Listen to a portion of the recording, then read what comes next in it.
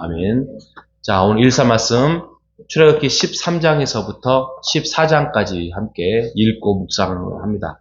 13장은 무교절에 대해서 말씀을 하고 있고요. 14장은 출애굽의 가장 클라이막스인 홍해 사건을 말씀을 하고 있습니다. 무교절은 어떤 날이냐면 전날이 유월절로 지킵니다. 그리고 유월절 한 날로 끝나는 것이 아니라 그로부터 일주일 동안 무교절이라는 행사를 치릅니다. 무교절은 백성들 중에 처음 난 것을 구별하여서 하나님께 드린다라는 개념입니다. 그래서 나귀의 첫 새끼를 어린 양을 대신하여 죽여서 제사를 드리는 경우도 있고요. 그 중에서 가족의 첫째 아들, 장자는 원래 다 죽잖아요. 하나님께 드려진다라는 개념에서 그 6월절에 그 문설주에 피를 바르지 않는 사람 다 죽잖아요. 그래서 어린 양을 대신하여서 첫째를 대신하여서 죽게 하는 사건입니다. 그게 이제 세월이 지나서 성경에 지금 출애굽기에 나와 있지는 않지만 첫째 아들은 하나님께 드린다라는 개념에서 성소를 섬기는 일을 이스라엘은 했고요. 그 중에 한 예가 사무엘이죠. 사무엘을 하나님께 드리는 그런 한나의 엄마의 그런 고백이 있습니다. 나중에 그게 이제 첫째 아들이 하는 게 아니라 레위 족속이 도맡아서 하게 되지요. 우리 요즘은 이제 그런 것들이 많이 조금 이렇게 소원해져 있긴 했는데, 첫째 것을 하나님께 드린다, 이런 신앙 있었죠. 그죠? 그래서 직장 생활 들어가면, 첫 열매를 하나님께 드린다. 요즘은 그런 게 참 어렵죠. 그죠? 근데 아주 엄청난 한국교회의 신앙 고백이었죠. 첫 월급, 또 첫째 되는 거, 이런 것들을 하나님께 드리는 첫 생명. 이게 엄청난 신앙 고백이었죠.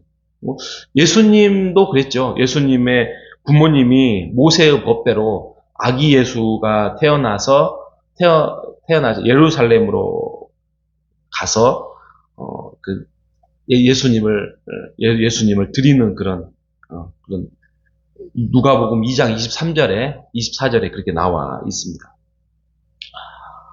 이스라엘 백성들이 이렇게 무교절을 법대로 잘 지키는데 이제 하나님께서 일주일 동안 이제 그 무교절의 행사를 치르고 난 다음에 이제 홍해길로 가게 합니다.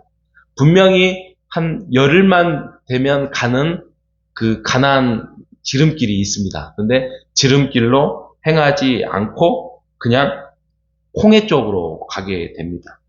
나올 때 요셉의 유고를 가지고 나오죠. 그거는 유언의 야곱 요셉의 유언이 그랬죠. 내 해골을 가지고 나도 가나안을 가지고 가라. 이렇게. 갈 때는 이제 광야라는 건 사막이잖아요. 사막이다 보니까 낮에는 무지 덥고 밤에는 무지 추운 게 사막 아니겠습니까? 그때 낮에는 그 뜨거운 그 열기를 하나님이 구름 기둥으로 막아주시고 밤에는 추우니까 불 기둥으로 동행해 주셨습니다. 이게 무슨 의미죠? 하나님이 이스라엘 백성을 지키시고 보호하시고 임재하여 주신다는 것이죠. 오늘날 우리에게도 구름 기둥과 불 기둥이 있습니다. 그거는 말씀과 기도예요. 그렇죠? 우리가 말씀으로 하나님을 만나고 기도로 하나님을 만나는 시간이 바로 불 기둥과 구름 기둥이에요. 다른 거 없어요. 물론 가끔 신비한 방법들이 일어나는데 이거 너무 신비만 찾다 보면 말씀은 멀어지고 기도 생활에 멀어질 수밖에 없어요. 이적을 구하지 마십시오. 신비를 구하지 마십시오. 우리의 신비는 예수님이 이 땅에 오신 것이고 말씀이 우리에게 주어진 것입니다. 하나님의 말씀을 우리가 읽고 그 말씀이 하나의 육신이 되어서 우리를 찾아오신 이 성령의 말씀, 이것을 우리가 가까이 하면서 이 말씀이 우리의 가슴팍에, 우리의 머리에 새겨져서 하나님의 임재가 함께하는 우리 모두 되시기를 주님의 이름으로 축복합니다. 예, 14장으로 옵니다. 14장에 그 유명한 홍해 사건이지요. 홍해 사건으로 인하여서 오늘 읽었던 말씀 14장 13절이 홍해 사건은 그렇습니다. 야, 너희들을 가만히 있어. 두려워하지 마. 가만히 있어서 여호와께서 오늘 너희를 위해서 어떻게 구원을 하시는지를 한번 봐라. 그리고 너희들이 지금 곧 애굽 군인들이 쳐들어올 텐데 이 애굽 사람들은 이제 두 번 다시 오지 못할 거야. 그리고 너희를 위하여 이 전쟁을 하나님께서 싸우실 테니까 너희는 가만히 있어서 하나님의 전쟁을 살펴라. 대신 순종하라. 가라면 가고 멈추라면 멈춰라. 이게 바로 홍해를 건너는 내용이었습니다. 여러분, 그 홍해 사건은 어떻게 보면 하나님의 눈에 보이는 하나의 어떤 클라이막스의 어떤 하나님의 임재를 상징하는 것이었지요. 이거를 정말 목격을 했다고 한다면 정말 이루 말할 수 없는 것이지요. 지팡이를 모세가 들자 바다가 갈라지고 땅이 나오는 장면, 그리고 60만 대군, 어린아이, 여인까지 하면 200만이 되는 그 얼마나 많이 시간이 걸렸겠어요. 그런데 끝까지 쫓아오지 못하는 애굽의 군인들, 그리고 이스라엘 백성들이 다 건너고 난 다음에 그것을 쫓아오는 애굽 군인들을 바닷물로 다시 덮어버리는 이 장면을 보면서 아하, 하나님이 구원을 하시고자 하면 못할 것이 없다. 하나님의 능력은 어떠한 자연 만물도 순종할 수밖에 없구나 라는 장면을 출애굽기 14장의 홍해 사건을 통해서 우리가 말할 수 있습니다. 여러분이 알다시피 이스라엘 백성이 불순종할 때마다, 또 심지어는 신약의 바울조차도 홍해 사건을 왕왕 설교와 메시지를 통하여서 말씀을 하고 있습니다.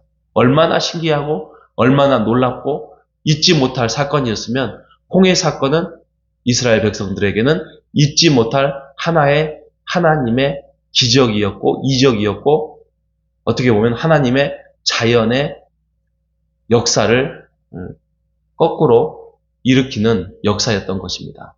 우리가 그런 하나님의 일하심을 우리가 비록 직접 경험하지 못했지만 이 출애굽기 14장을 통해서 하나님의 이루실 역사와 구원의 그런 역사를 우리가 다시 한번 묵상하면서 오늘도 하나님께서 우리를 통하여서 구원의 역사, 또 성화의 역사, 또 우리가 순종할 때에 하나님이 더 놀라운 일로 이루어가고 계심을 우리가 믿고 오늘 하루도 주님과 동행하는 삶을 살아가는 우리 모두 되시기를 주님의 이름으로 축복합니다.